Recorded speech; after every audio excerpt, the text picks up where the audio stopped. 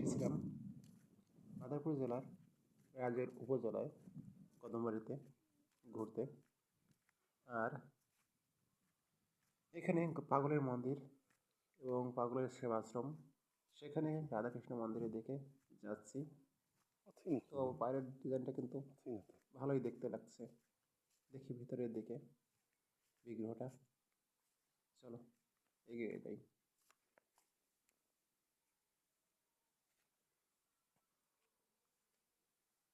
দেখো বন্ধুরা, ভিতরে কিন্তু অনেক সুন্দর লাগতেছে। আর বিগ্রহটা অসাধারণ এক কথায়। সব মিলে কিন্তু ভালোই লাগতেছে, ভিতর পরিবেশটা সুন্দর করছে।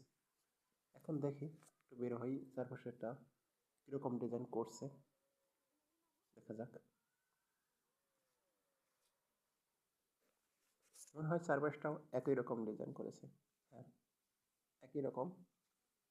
তো যাই হোক বন্ধুরা, তো অন্য কোনো ভিডিওতে আবার নতুন করে অন্য কোনো নতুন মন্দিরে দেখা হবে। ভালো থাকবে।